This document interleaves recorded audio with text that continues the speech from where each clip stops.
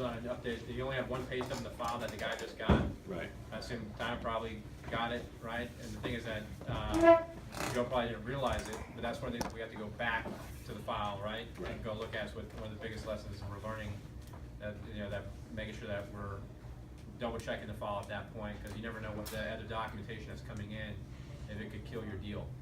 Anyway, So he goes again, which again is, I would imagine, his custom, because he's had 3 or 4 jobs in the last 2 years. He goes and gets another job apparently, and sends forth another check, a check stub that throws his DTI.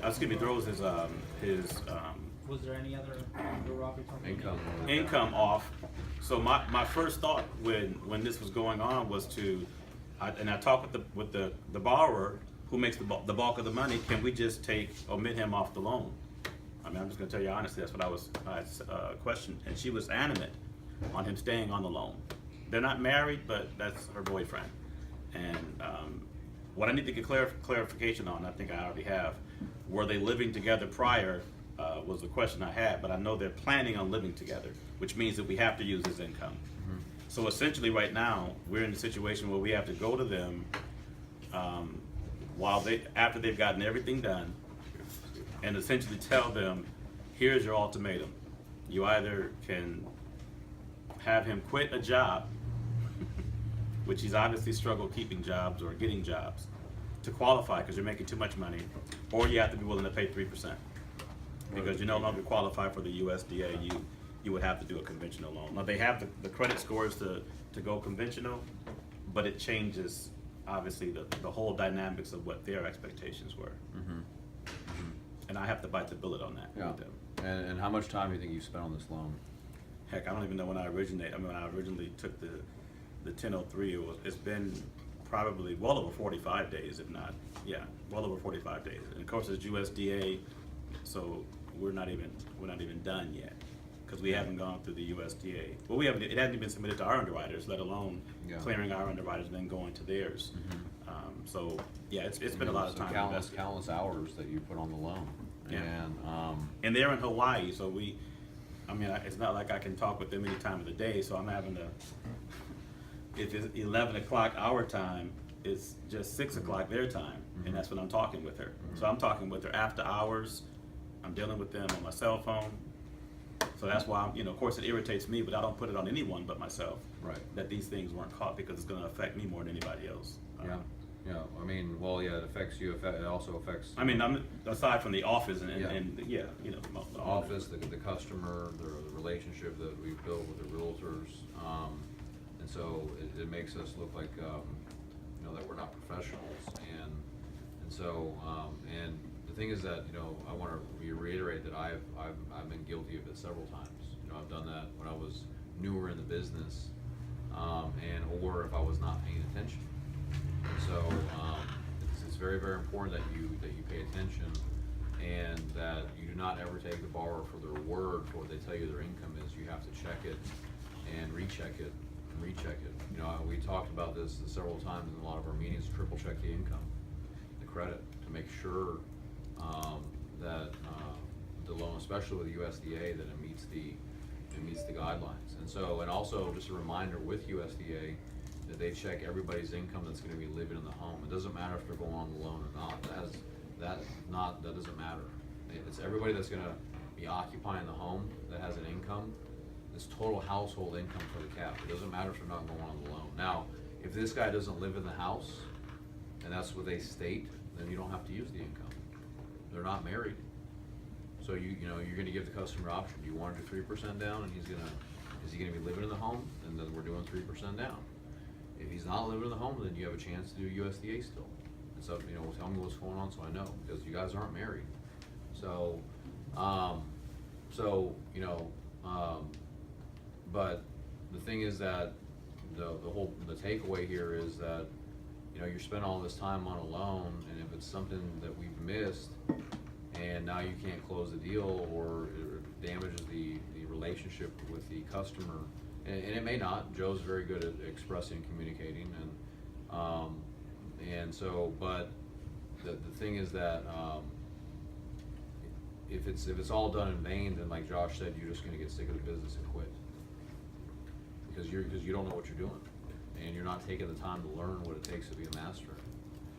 Okay, listen, I provide this platform for you. I provide unlimited leads, pretty much every product that you need to be successful, and you know, I mean, if you can't make it and do very well here, it's not because of the model, man.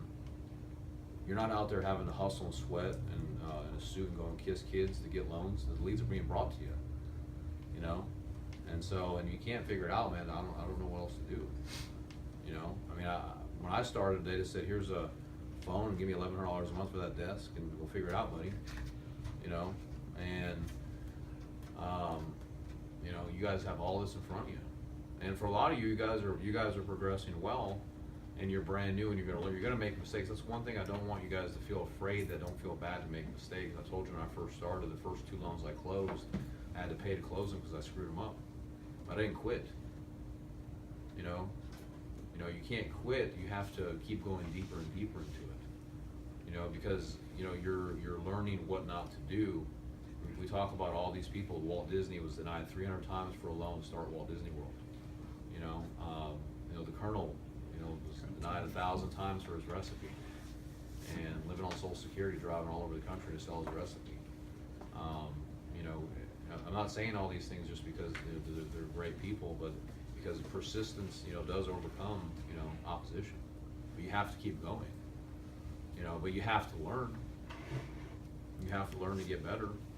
You know, and the faster that you can put pressure on yourself to learn, then your results are going to be amplified to that degree. You know, if you just take this passively today and you don't change, then you're going to keep getting the same results. You know, you're going to lose loans, and you're not going to make any money. You're going to, and then you're going to blame me. You're going to blame the business, the industry.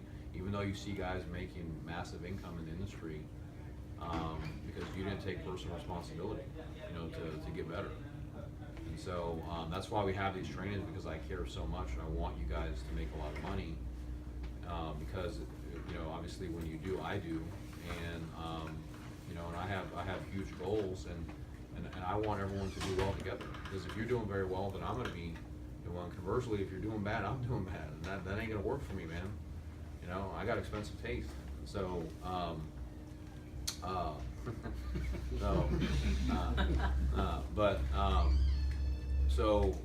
But even the higher up thing is from the spiritual side, is that, you know, you're working with human beings here and helping them with their home, and that's a lot of responsibility. You know, this is not like you guys, you know, doing a grocery store order for them. This is, you know, you're helping with their house, man. And so I think most of the issues that we've had have been from you know, more being naive and not consciously trying to do harm. And so, but what I will say is that these mistakes that have happened, from what it appears to be, is a lack of paying attention, very close attention to the details. You know, it's kind of like if you go to the doctor and, you know, you have to get surgery, man, he's got to be so precise when he makes that cut, or you could lose your life. And it's some of these things, like looking at an account dispute or calculating income, you've got to be that precise with it. That's why the loan officer gets paid the money they get paid, because that's their responsibility to do that. You know, and so the thing is that, you know, the takeaways, the key takeaways are, you have to pay attention and get alert. If you're tired of something, go close your eyes, or whatever you need to do, or move around, get up and walk around, but come back to the file. If you're not in the right state, come back to the file later before you give them the approval letter. You know, I know that you're in a hurry, but or get a second set of eyes on it, third set of eyes on it. You know, if you're not sure, come get someone else to take a look at it, man. I mean, and you know, even if you've been released to give your own approvals, if you need help, man, come and ask for it. You know, and I made mistakes too. I know I've told you guys, hey, go ahead and move forward. That I've made mistakes. I'm not going to deny that I have. And so, but I need to learn and get better too. And so I've seen these things so many times that that's how I'm able to tell you on what to look out for. So, So, you know, the main thing is that we have to man up and take the responsibility on it and pay more attention. And so that way you guys can get everything that, you know, that you want, what you signed up for, you know? So I hope that this was a powerful meeting for you guys, and that you're gonna take this information, the lessons here, to apply it immediately, so that way you can improve and get better. When you go back and look at your loans today, go back and look at the income, go back and look at the credit before you turn them in, look at the red light checklist, you know, commit to getting better. Communicate with your loan officer, assistant your loan officer, have meetings, schedule it. You know, you have to do these things if you're gonna, if you're gonna go to the top and be number one. So, does anyone have any questions about anything, or wanna add anything?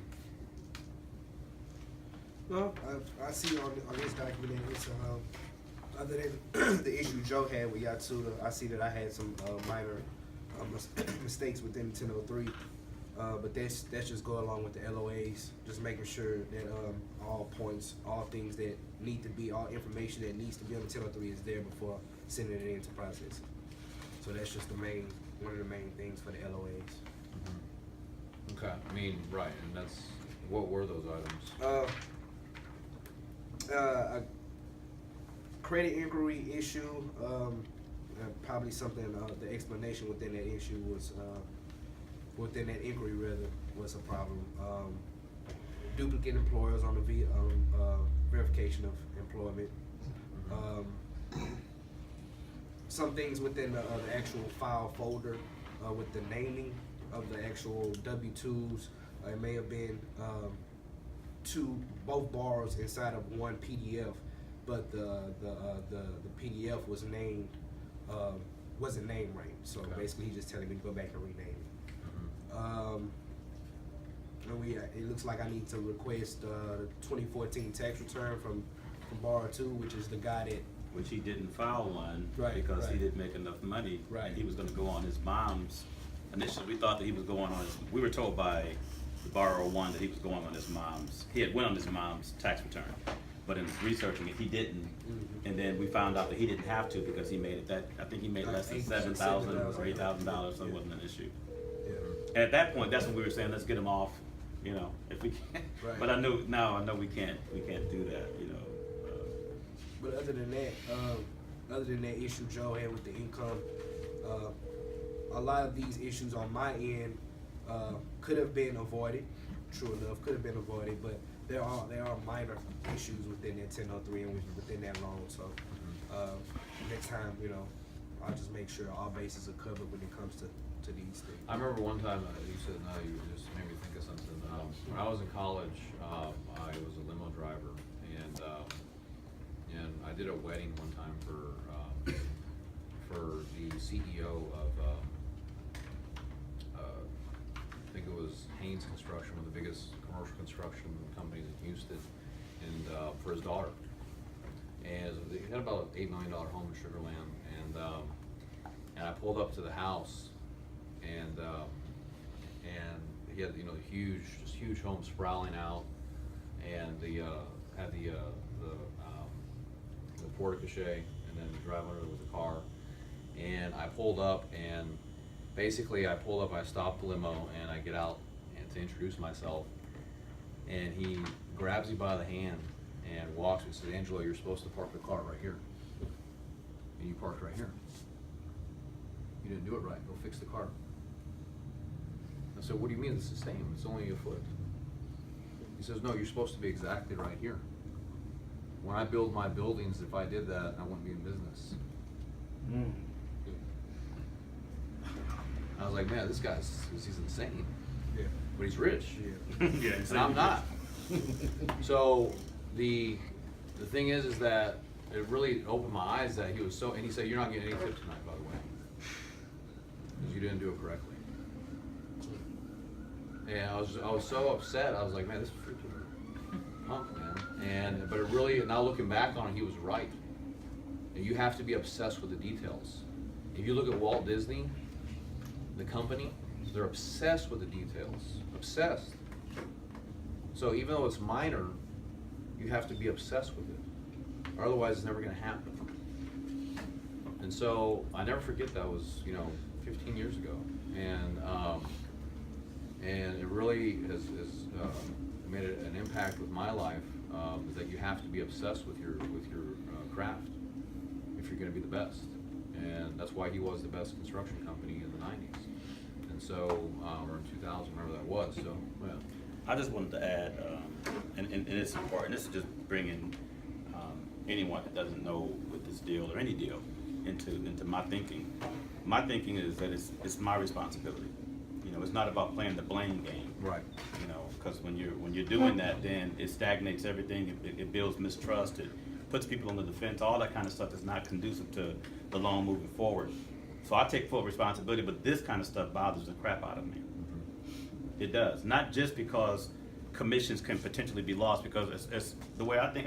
This loan is not lost. I just have to, Sure. have to just navigate and be like water and go another Right. different direction with it. Right. But the point is, this person is really looking for us to get them, in this case, a $360,000 new home. Right. So it has to be more than us just looking at getting commission. It's got to bother us if this is not going in the manner in which they expect. Right. Your expectations I want to meet. I mean, you're my boss. But their expectation, because quite frankly, anybody that hears me do all this talking I'm doing, I'm telling my clients, I work for you. If their last name is Sanders, I'm the captain of Team Sanders. And the realtor worked for Team Sanders. So I look at it that way. So this bothers me when it gets to the point where I know their expectation is they're expecting to have a loan that closes in the next couple of weeks. Even with the Beatty deal, we had nothing to do with that. As far as that, we had nothing to do with him putting that statement on there. Right. But the point is, he's now being told that he's got to move out of his house or his apartment by December 9th. I mean, I take responsibility for that. Yeah. It's beyond getting a $2,000 commission. Because like I told him, I'm going to make up the commission with another loan or multiple loans. That's not the point. But the fact that I take responsibility because Right. he had an expectation of what we were going to do. And if we haven't done it, I can't say it was this person, or that. It doesn't really matter. We become the face of that whole thing. Yeah. And we got to feel it. We got to feel about it. That's where I think when you have a little passion about it and you have a little, it puts a sense of urgency to it. Yeah. So it won't be so lackadaisical. No, you can't be. You know? You can't be. And that's the thing is that, one of the things that Warren Buffett says I really like, he says it takes, 20 years to build a reputation, it takes a minute to destroy it. And it's really true. And you gotta be, you're dealing with these people's lives, their homes, and you gotta take it seriously. It's not just pumping units, I mean, you have to really look at these are people and just make sure that we're checking things. And yes, I mean, we're gonna make mistakes, but just do your best and just, to pay attention to the details. And so we keep hammering that home over and over and over. Part of the job, yeah, you're, a power originator. The other side of it, you're gonna have to go back and do some editing. And the editing process is, that's when you shoot a movie, that's where most of the time is in the editing. And so, and same thing here, you gotta go back and check the stuff, man, and make sure it's put together right. You're the expert here.